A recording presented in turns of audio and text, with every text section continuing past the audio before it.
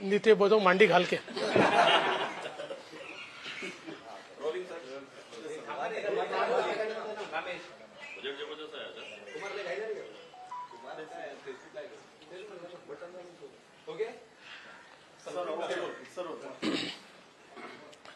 माननीय पंतप्रधान नरेंद्र मोदीजी यांच्या नेतृत्वात अर्थमंत्री निर्मला सीतारामनजी यांनी सादर केलेला अर्थसंकल्प हा अमृत कालातील सर्वजन हिताय या संकल्पनेवर आधारित अशा प्रकारचा अर्थसंकल्प आहे। समाजातल्या शेवटच्या व्यक्तीचा विचार करत असताना गरीब, मध्यमवर्गीय, शेतकरी, उद्योजक आणि युवा अशा सगळ्या लोकांचा विचार या अर्थसंकल्पाने केला आहे आणि विशेषतः पुढच्या 25 वर्षामध्ये जो एक विकसित भारत आपण म्हणतोय त्याच्याकडे जाण्याचा रस्ता या अर्थसंकल्पाने स्पष्टपणे दाखवलाय। याला ग्रोथ बजेट म्हणता येईल, याला ग्रीन बजेट म्हणता येईल, याला इन्फ्रास्ट्रक्चर बजेट म्हणता येईल, याला मिडल क्लास ओरिएंटेड बजेट म्हणता येईल, याला dedicated to last man budget म्हणता येईल। अशा सर्व प्रकारच्या लोकांना या बजेटच्या माध्यमातून मोठ्या प्रमाणात मदत मिळते आहे।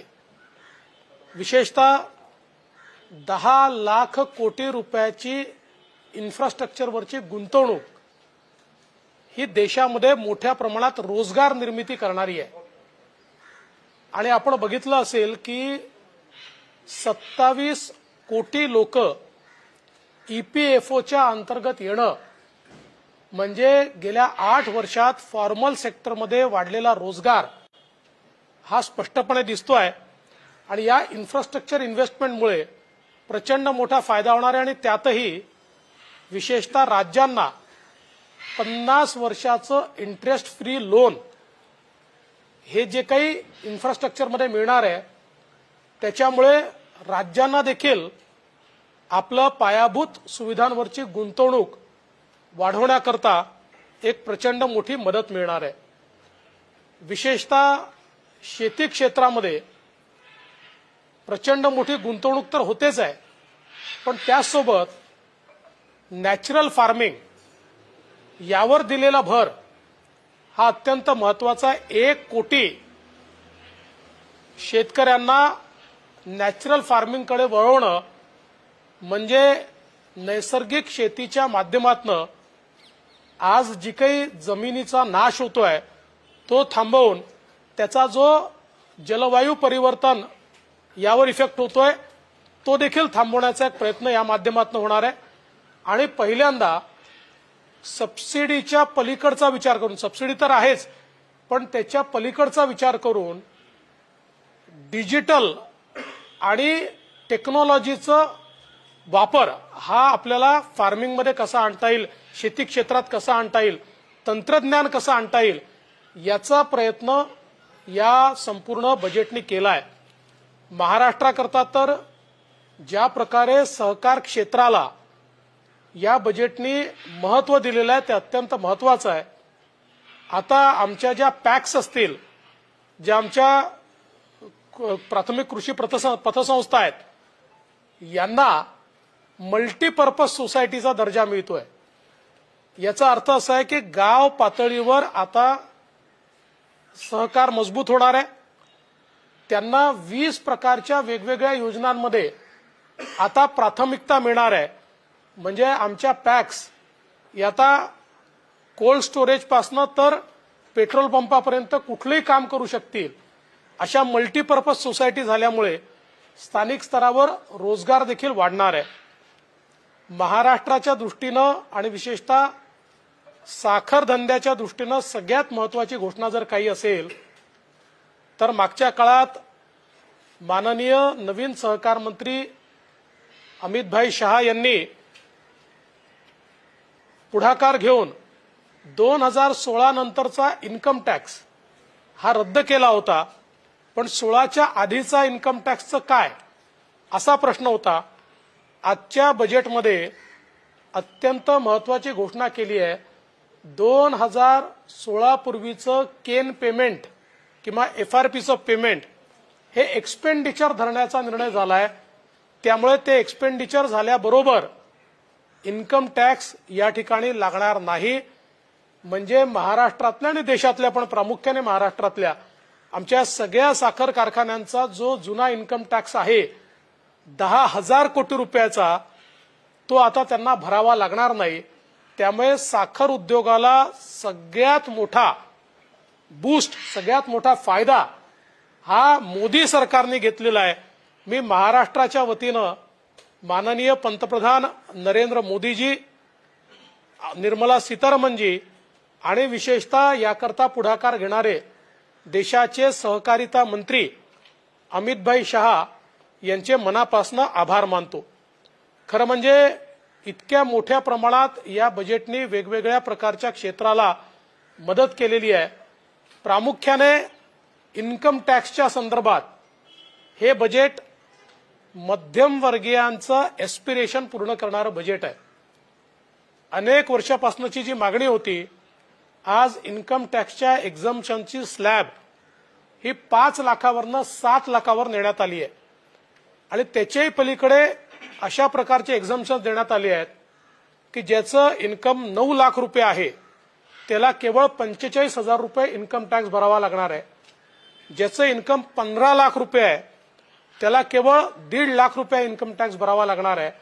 म्हणजे मध्यमवर्गीय, निम्न मध्यमवर्गीय यांना प्रचंड मोठा दिलासा या बजेटने या ठिकाणी दिलेला आहे. विशेषतः युवांकरता, स्टार्टअप करता ज्या काही वेगवेगळ्या योजना घोषित केल्या आहेत त्या अत्यंत, मला असं वाटतं की रोजगार निर्मिती करणाऱ्या आहेत. आणि विशेषतः आमच्या ज्या SMEs आहेत, या SMEs करता क्रेडिट गॅरंटी स्कीमचा 2.0 म्हणजे सेकंड अवतार आणण्यात आलेला आहे, ज्यामध्ये पुन्हा एकदा SMEsला 2 लाख कोटी रुपयाची क्रेडिट गॅरंटी सरकार देणार आहे. आणि प्लस त्यांना जो काही रेट ऑफ इंटरेस्ट आहे त्यामध्येही 1% कपात केली जाणार आहे.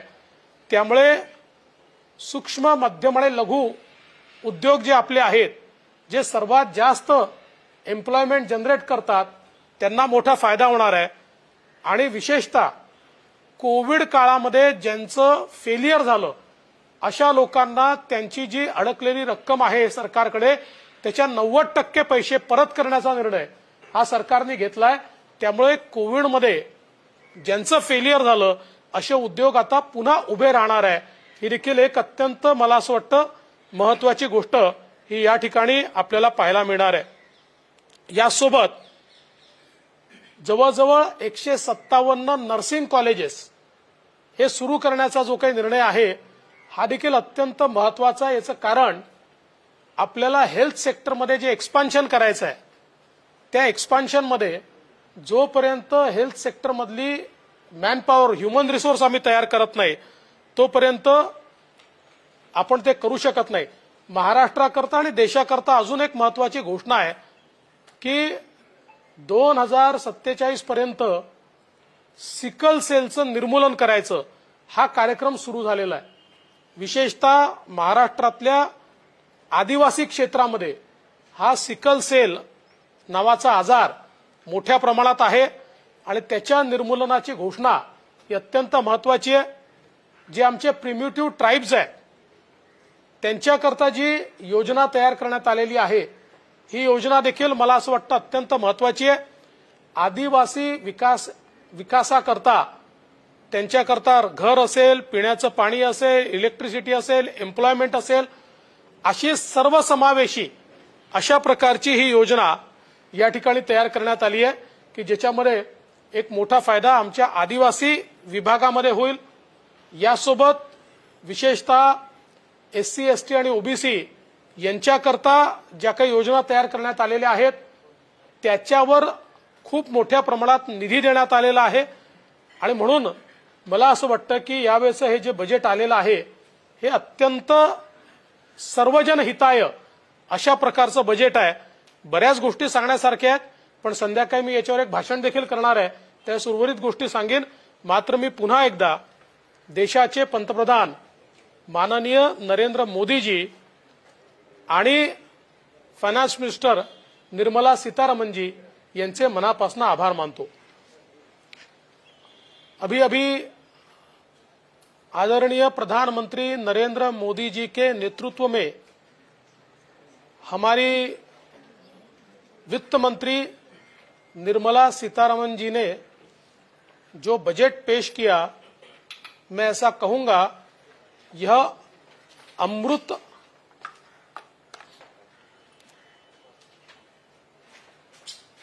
मैं यह कहूंगा कि अभी पेश किया हुआ बजट ये अमृत काल का सर्वजन हिताय इस प्रकार का बजट है. इस बजट में जो लोग विकास में पिछड़े हैं, हमारे युवा हैं, हमारे किसान हैं, हमारे छोटे उद्योग हैं, हमारा मिडिल क्लास है, ऐसे सभी को मद्देनजर रखते हुए इस बजट की रचना की गई है. और विशेष रूप से इंफ्रास्ट्रक्चर के क्षेत्र में 10 लाख करोड़ का निवेश, ये अनप्रेसिडेंटेड है, अप्रत्याशित है. और इसके साथ साथ रेलवे में करीब 2,30,000 करोड़ का निवेश, अगर इसकी तुलना 2013-14 से की जाए तो 9 गुना ज्यादा निवेश रेलवे के इंफ्रास्ट्रक्चर में सरकार कर रही है. इसके कारण हमारे विकास की गति बढ़ने में एक बहुत बड़ा फायदा होने वाला है. इसके साथ साथ विशेष रूप से राज्यों को करीब 1,30,000 करोड़ रुपया 50 साल के ब्याज मुक्त ऋण के रूप में दिया जाना राज्यों में इंफ्रास्ट्रक्चर डेवलपमेंट में इसका एक बहुत बड़ा फायदा होगा. विशेष रूप से खेती किसानी के मामले में खेती किसानी को मात्र सब्सिडी तक सीमित न रखते हुए उसमें बड़े पैमाने पर डिजिटल इंफ्रास्ट्रक्चर तैयार करना, उसमें टेक्नोलॉजी का इन्फ्यूजन करना और उसको मार्केट के साथ जोड़ना, ये जो चीजें इसमें की गई है. ऋण को 20 लाख करोड़ तक बढ़ाया गया है. विशेष रूप से स्टोरेज फैसिलिटी का निर्माण ये इसमें किया गया है. और भारत को मिलेट्स का ग्लोबल हब, मिलेट्स को श्री अन्न कहा गया है, श्री अन्न का ग्लोबल हब इस रूप में डेवलप किया जा रहा है.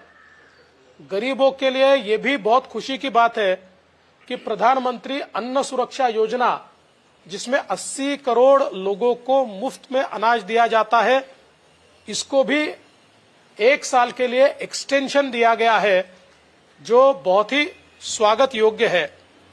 इसके साथ साथ सहकारिता के क्षेत्र में बहुत महत्वपूर्ण बदलाव किए गए हैं. पैक्स का सक्षमीकरण करते हुए उनको मल्टीपर्पज सोसाइटी में कन्वर्ट किया जा रहा है, उनका डिजिटाइजेशन किया जा रहा है. विशेष रूप से मैं महाराष्ट्र की ओर से आदरणीय प्रधानमंत्री जी, वित्त मंत्री जी और विशेष रूप से सहकारिता मंत्री श्री अमित शाह जी का बहुत बहुत आभार व्यक्त करना चाहता हूं कि ये जो निर्णय लिया गया है, इससे पहले शुगर इंडस्ट्री को इनकम टैक्स लगता था. 2016 से इनकम टैक्स मोदी सरकार ने समाप्त किया, लेकिन 2016 से पहले का 10,000 करोड़ का बकाया इनकम टैक्स विभाग ने निकाला था. अब सरकार ने निर्णय लिया है कि 2016 से पहले जो भी एफआरपी पर यानी गन्ने के खरीद का भुगतान जो किया गया उसको एक्सपेंडिचर में गिना जाएगा. इसके कारण ये सारे के सारे लोग इनकम टैक्स से मुक्त हुए हैं और पिछले 20 साल से लगातार महाराष्ट्र केंद्र सरकार के पीछे था कि इनकम टैक्स से इस उद्योग को मुक्त कीजिए, उसको मुक्त किया गया है। इसका गन्ना किसानी करने वाले किसानों को बहुत बड़ा फायदा होगा और साथ साथ उनको ज्यादा रेट मिलने में भी इसका एक बहुत बड़ा फायदा होगा। साथ साथ जो आदिवासियों में प्रिमिटिव ट्राइब्स है उसके लिए जो योजनाएं तैयार की गई है, या फिर युवाओं के लिए स्किलिंग के तहत इंडस्ट्री 4.0 में जो योजनाएं तैयार की गई है, ये सारी योजनाएं विशेष रूप से रोजगार निर्मित करने वाली, युवाओं को एम्प्लॉयमेंट देने वाली इस प्रकार की योजनाएं हमको दिखाई पड़ती है। एनर्जी ट्रांजिशन के एक सेक्टर में विशेषतः ग्रीन एनर्जी की तरफ जिस तेजी से भारत बढ़ रहा है, मुझे लगता है दुनिया में इतना फास्ट ट्रांजिशन किसी और देश ने आज तक अपने विचारों में नहीं लाया और उसमें भी बहुत बड़ा निवेश किया है। और उसी का एक भाग इस रूप में जलवायु परिवर्तन को रोकने के लिए 1 करोड़ किसानों को नेचुरल फार्मिंग पर लाना, ये भी मैं ऐसा मानता हूं एक बहुत बड़ी पहल ये सरकार की ओर से की जाने वाली है। इसके साथ साथ विशेष रूप से मिडिल क्लास के लिए सबसे बड़ी घोषणा इनकम टैक्स के स्लैब में जो चेंज किया गया है और अब 5 लाख की जगह 7 लाख तक की इनकम को कोई टैक्स नहीं लगेगा। ये घोषणा निश्चित ही हमारे मध्यम वर्ग को सुख देने वाली है। 9 लाख इनकम वाले को केवल 45,000 रुपया टैक्स लगेगा और 15 लाख इनकम वाले को मात्र 1.5 लाख इनकम टैक्स लगेगा। इस प्रकार से लोगों के हाथ में पैसा रहे और लोग उसको स्पेंड करें तो डिमांड बढ़ेगी। ये सूत्र को हाथ में रखते हुए या सामने रखते हुए जो निर्णय लिया गया है, इसका निश्चित ही हमारे सामान्य जन को और मध्यम वर्ग को बहुत ज्यादा फायदा होगा। मैं ऐसा कहूंगा, कुल मिलाकर ये जो बजट है ये सर्वजन हिताय इस प्रकार का बजट है और इस बजट का हम बहुत बहुत स्वागत करते हैं, अभिनंदन करते हैं। सर, कांग्रेस के बजट भले ही मिडिल क्लास को खुश करने वाला हो, लेकिन आगामी चुनाव को देखते हुए ये चुनाव बजट बनाया गया। एक दूसरा उन्होंने कहा कि ये प्रो कॉर्पोरेट बजट भी है। देखिए, कांग्रेस ने अपनी रिएक्शन सुबह ही तय की थी। कोई भी बजट आता तब भी वो यही रिएक्शन देते, इसलिए उनके रिएक्शन पे मैं क्या रिएक्शन दूं। सर, तेच परत एकदा की राजकीय निवडणुका किंवा सगळ्या गोष्टी डोक्यात ठेवून फक्त बजेट केलं गेलंय असा आरोप सगळ्याच गटात होते, म्हणजे राज्यात देखील आणि विरोधकांकडून। विरोधकांनी सकाळीच हे ठरवलं होतं की कसंही बजेट आलं तरी काय रिएक्शन द्यायची, हे सकाळीच लिहून ठेवलं होतं।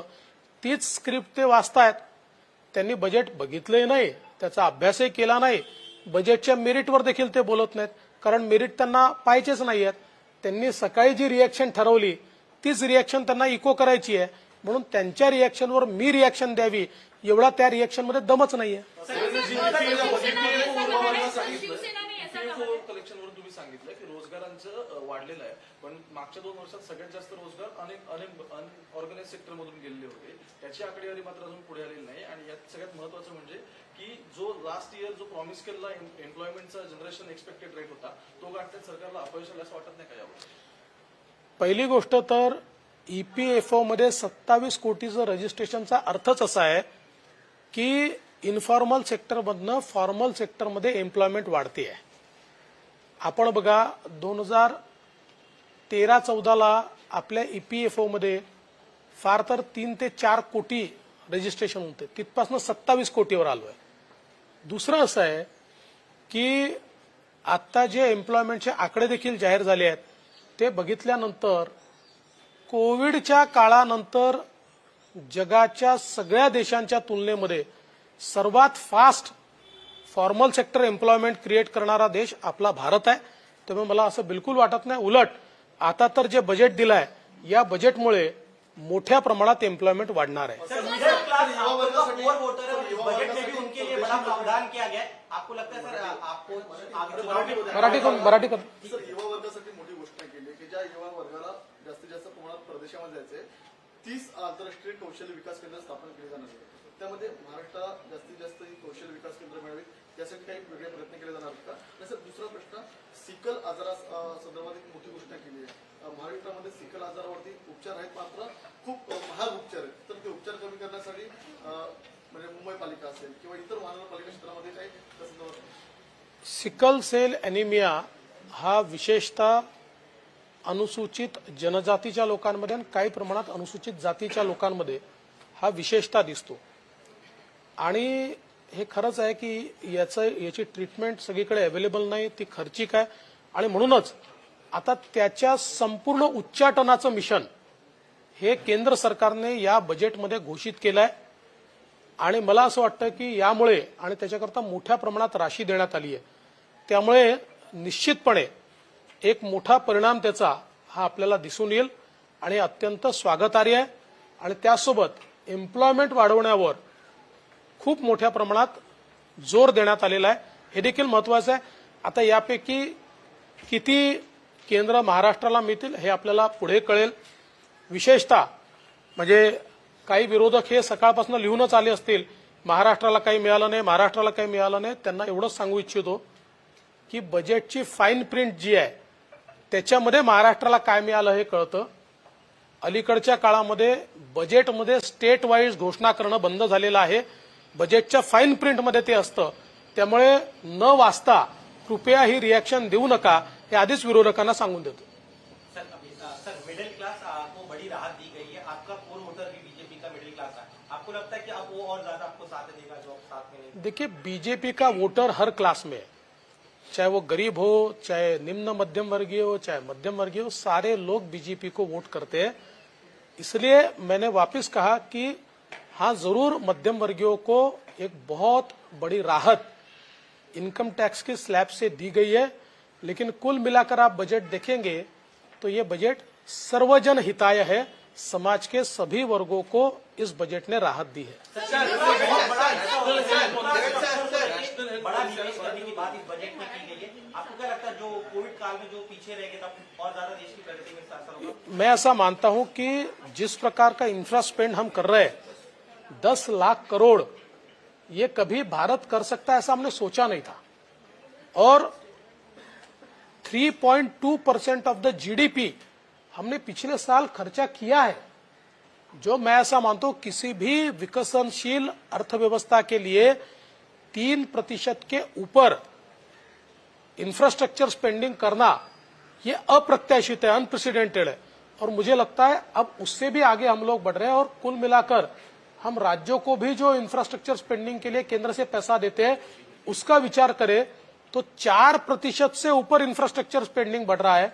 मैं ऐसा मानता हूं कि देश के लिए ये बहुत ही बड़ी बात है. सर, किसान योजना के तहत जो 11 लाख की आंकड़े जो है वो केंद्र सरकार ने बताए थे वो झूठे हैं, ऐसा आरोप जो है वो शिवसेना के एमपी कर रहे हैं. उनका मानना है कि 3 लाख लोगों को, 3 लाख किसानों को ही सिर्फ ये योजना का फायदा हुआ है. देखिए, ये जो महाभाग आप जिनकी बात कर रहे हैं शिवसेना के एमपी, उनको ना आंकड़े मालूम है, उनको आंकड़ा एक ही समझता है. वो कौन सा आंकड़ा है आपको बताने की आवश्यकता नहीं है, उनको वही आंकड़ा समझता है. मूल रूप से किसानों को जो पैसा हम देते हैं वो डीबीटी से देते हैं, तो डीबीटी में आंकड़ों की हेरफेर ही नहीं हो सकती. और 11 लाख नहीं, 11 करोड़ किसानों को ये मिलता है. अकेले महाराष्ट्र में 1 करोड़ किसानों को मिलता है. और जब उनकी सरकार थी तब भी 1 करोड़ किसानों को सीधे उनके खातों में ये पैसा मिला. इसकी पुष्टि उनकी सरकार ने की है. इसलिए ऐसे आंकड़ेबाज लोगों की बात मुझसे मत पूछिए. सर, उनका ये भी कहना है कि जो बजट दिया गया है वो मिडिल क्लास का अगर सोचे तो वोट के हिसाब से बीजेपी ने. इसका जवाब तो दे दिया मैंने. इसका सर, हिंदी में जानना चाहेंगे सर. गोवर्धन को लेकर एक बड़ा अनाउंसमेंट किया गया कि आने वाले दिनों ऑर्गेनिक खेती होगी. किसानों को कितना फायदा पहुंचने वाला है, क्योंकि एक बड़ा तबका किसान है. देखिए, मैं ऐसा मानता हूं कि आज खेती किसानी के सामने सबसे बड़ा प्रश्न अगर कोई होगा तो वो प्रश्न है आज जलवायु परिवर्तन का जो इफेक्ट खेती पर हो रहा है. बहुत बड़े पैमाने पर रोग आते हैं, फसल खराब हो जाती है, इनपुट कॉस्ट बढ़ गई है क्योंकि इतने महंगे स्प्रेज, फर्टिलाइजर्स यूज करने पड़ते हैं, कीटनाशक यूज करना पड़ता है। इसका जवाब नेचुरल फार्मिंग में है, क्योंकि नेचुरल फार्मिंग में इनपुट कॉस्ट कम है, नेचुरल फार्मिंग में जो डिसीज है वो कम है, और नेचुरल फार्मिंग के कारण हमारी जो जमीन है उसका स्तर भी बढ़ता है, और जलवायु परिवर्तन का कम से कम असर यह नेचुरल फार्मिंग के कारण हमारी खेती किसानी पर होता है। इसी के मद्देनजर फार्मिंग को नेचुरल फार्मिंग की ओर ले जाने के लिए 1 करोड़ किसानों का जो टारगेट रखा गया है, मैं ऐसा मानता हूं कि एक बहुत ही महत्वपूर्ण इस प्रकार की यह पहल है। इससे किसानों की इनपुट कॉस्ट कम होगी, किसानों की जो रियलाइजेशन है वो ज्यादा बढ़ेगा, और विशेष रूप से खेती में जो सस्टेनेबिलिटी है वो हम ला पाएंगे। ये जो पूरा बजट हुआ है, इस बजट आया है, इसमें स्टार्टअप और एक्सपोर्ट पे ज्यादा फोकस किया गया है। आपको लगता है ये जो बजट है वो इंटरनेशनल लेवल पे इंडिया को अलग लेवल पे लेके जाएगा? जी देखिए, मूल रूप से जिस प्रकार से हमारा एक्सपोर्ट बढ़ा है, एक समय हम मोबाइल फोन के नेट इंपोर्टर थे, अब दुनिया के सेकंड नंबर के सबसे बड़े मोबाइल फोन के उत्पादक और निर्यातक हम हो रहे हैं। तो इस निर्यात के कारण हमारे यहाँ रोजगारी भी बढ़ती है, और इसके कारण हम फॉरेन एक्सचेंज भी अर्न करते हैं। आज हम देखते हैं कि हमारा फॉरेन एक्सचेंज रिजर्व ये $605 बिलियन के भी ऊपर चला गया है। और इसलिए मैं मानता हूं कि इस बजट ने जिस प्रकार से एक्सपोर्ट के ऊपर एक प्रकार से उसको बल दिया है, नया भारत जो है ये ग्लोबल सप्लाई चेन का एक भाग बन रहा है, और इसके कारण हम लोग एक्सपोर्ट बढ़ा रहे हैं। और विशेष रूप से चीन ने जो एक फैक्ट्री ऑफ वर्ल्ड ये मादा हासिल किया था, धीरे धीरे उसकी ओर भारत को हम बढ़ा रहे हैं। सर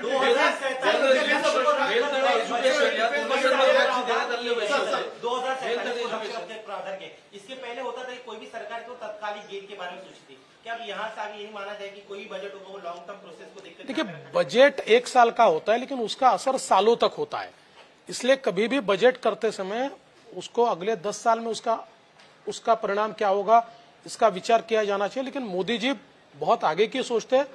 भारत जब 100 साल का होगा तब किस प्रकार का भारत होना चाहिए, इसको मद्देनजर रखते हुए ये बजट रखा गया। हेल्थच्या बजेटमध्ये सेक्टरमध्ये आधीचे ज्या पॉलिसीज होत्या त्याचे आता म्हणजे जे राष्ट्रीय आरोग्य अभियान असेल किंवा शिक्षण याचे फंड्स यावर्षी कमी करण्यात आले, नक्की काय कारण आहे? नाही, कोणी सांगितलं तुम्हाला कमी केलेत म्हणून? बिलकुल चुकीचं आहे। त्याचे फंड्स कुठेही कमी केलेले नाही, कुठेही फंड्स कमी केलेले नाहीत। काही नवीन योजना सुरू केलेल्या आहेत, त्या नवीन योजनांनाही वेगळे फंड दिलेले आहेत। त्यामुळे शिक्षण आणि आरोग्यावर कुठेही पैसा कमी न करता तो पैसा वाढवण्यात आलेला आहे। बजेटमध्ये इतर वर्षांच्या तुलनेमध्ये आता जवळपास 17% हे डिफेन्सचं बजेट वाढवण्यात आलेलं आहे। या बजेटकडे तुम्ही कसं पाहता? डिफेन्समध्ये मुळात डिफेन्स बजेट वाढण्याचं एक महत्वाचं कारण हे आहे की आता आम्ही मेक इन इंडियावर जोर दिलेला आहे। पूर्वी आपलं सगळं शस्त्रास्त्र जे होते हे आम्ही इम्पोर्ट करायचो, पण आता मोठ्या प्रमाणात आपण देशी शस्त्रास्त्र तयार करणं सुरू केलं। आपण बघितलं असेल रिपब्लिक डे परेडमध्ये देखील ज्या तोफा चालवण्यात आल्या त्याही देशी होत्या, जे अस्त्र डेमॉन्स्ट्रेट करण्यात आले तेही आपल्या देशातले होते, जवळजवळ 70% आपल्या देशातले होते। आणि म्हणून आम्ही हळूहळू शस्त्रास्त्रांच्या क्षेत्रामध्ये आम्ही ते इम्पोर्ट करायचो, ते इम्पोर्ट करणाऱ्या देशापासून आता आम्ही एक्सपोर्ट करणारा देश झालो आहोत। 30 पेक्षा जास्त देशांना आता आम्ही एक्सपोर्ट करतो। कई दिनों से जो लगातार विरोधी कहते हैं कि कई इंडस्ट्री मुंबई से महाराष्ट्र से बाहर जा रही है, क्योंकि कोविड वाला जो आपका एक है, कोविड को लेकर कई सा जो घाटे में है वो फिर से आ जाएंगे वापस, और चीनी वाला जो शुगर का लगता है कि महाराष्ट्र फिर से एक बार नंबर 1 हो जाएगा, जो इंडस्ट्रीज तमाम आएंगे महाराष्ट्र में। देखिए, बाहर तो ऐसे कोई गया नहीं, एक नैरेटिव तैयार किया गया है, लेकिन मैं ऐसा मानता हूं कि निश्चित रूप से महाराष्ट्र में बहुत बड़े पैमाने पर इंडस्ट्री आएगी, और विशेष रूप से चीनी के क्षेत्र में जो 2016 के पहले का 10,000 करोड़ का इनकम टैक्स चीनी मिलों पर लगा था, उसको समाप्त करने का काम मोदी सरकार ने किया है, और हमारे सहकारिता मंत्री अमित भाई शाह ने किया है। मैं ऐसा मानता हूं ये सबसे बड़ी पहल है सबसे बड़ी पहल है। सहकारिता के क्षेत्र में इतनी बड़ी पहल इससे पहले कभी हुई नहीं थी। सर शेयर बाजार में मोबाईल टीव्ही 1000+ से ज्या प्रकारे आयात शेअर वाढ बाजार. आयात करताना सेन्सेक्स गेले आहे, दुसरीकडे सुवर्णकारांना कुठेही दिलासा दिलेला नाहीये, त्यामुळे सुवर्णकार राज्यातले नाराज आहेत. काय सांगणार? क्या पूछा था आपने? शेयर बाजार में सर जबरदस्त रिस्पॉन्स देखा गया. देखिए, शेयर बाजार जो होता है ये एक सेंटिमेंट होता है और इन्वेस्टर्स का सेंटिमेंट ये इस बजट से बढ़ा हुआ दिखाई पड़ता है।